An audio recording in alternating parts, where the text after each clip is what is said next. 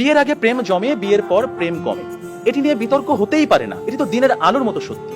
কারণ প্রেম হয় প্রেমিকার সাথে, বউয়ের সাথে হয় সংসার। প্রেমিকাকে আদর করে বউ বলে ডাকা যায়, তাকে লোকের কাছে বউ বলে পরিচয় করিয়ে দেওয়া যায়। কিন্তু কখনো বউকে কি শুধুমাত্র প্রেমিকা বলে লোকের কাছে পরিচয় করে দেওয়া সম্ভব? সাহস আছে আপনাদের? সর্বনাশ হয়ে যাবে, ভাত বন্ধ হয়ে যাবে। সুতরাং বিয়ে নামক একটি ঘটনার পর প্রেমিকাই থাকে না। যেখানে প্রেমিকাই থাকে না, সেখানে প্রেম জমবে কিভাবে? সেখানে প্রেম কমবে, প্রেম হারিয়ে যাবে। আবার প্রেমিকের দেয়া 2 পয়সার আলতা, কাঁচের চুড়ি কিংবা সস্তায় কেনা শাড়ি, এগুলো প্রেমের সময় প্রেমিকার কাছে থাকে আদরের, থাকে ভালোবাসার, থাকে যত্নের। কিন্তু বিয়ের পর বউয়ের কাছে এগুলো হয়ে যায় চোখের বিষ। একজন সত্যিকারের প্রেমিকের প্রেমের উপন্যাসে বিয়েই কখনো শেষ পৃষ্ঠা হয় না। কারণ তারা জানে কোনো কোনো প্রেম না পাওয়াতেই পূর্ণতা খুঁজে পায়। তাই পৃথিবীর শত গল্প, কবিতা, উপন্যাসে প্রেমকে সাজানো হয়েছে না পাওয়ার বেদনায়। আর এজন্যই প্রেমটা আসলে বিয়ের আগেই, অর্থাৎ না পাওয়াতেই জমে। তাই অবশেষে আমি বলতে চাই, আমি যদি তোমাকে পাই তাহলে বিয়ের পর আমি হয়ে যাব দায়িত্বশীল পুরুষ।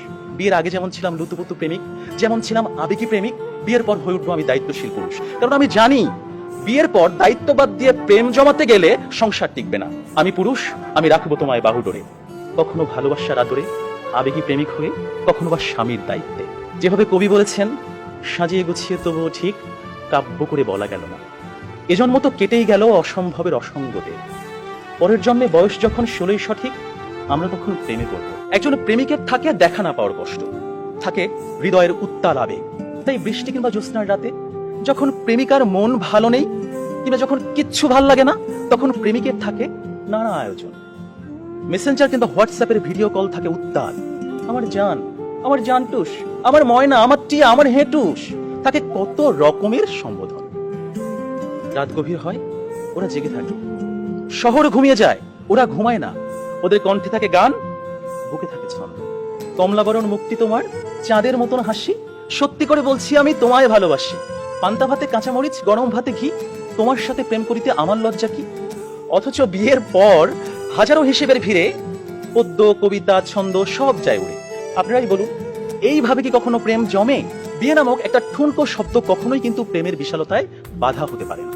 বরং প্রেম হচ্ছে সেই অস্তিত্ব যেখানে প্রেমিক মন জানে জন্ম জন্মান্তরে তুমি আমার।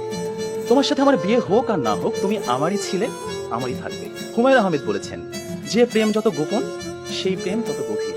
কোনো এক বসন্তের বিকেলে সবাইকে ফাঁকি দিয়ে দুজনে 2 টাকার বাদাম, 1 ঠোঙ্গা ঝালমুড়ি কিংবা কোনো একটা নির্জন কফি শপে 2 কাপ কফি, বুকে দুরু দুরু ভয়, কফির ধোঁয়ায় ধোঁয়ায় প্রেম জমে ক্ষীর।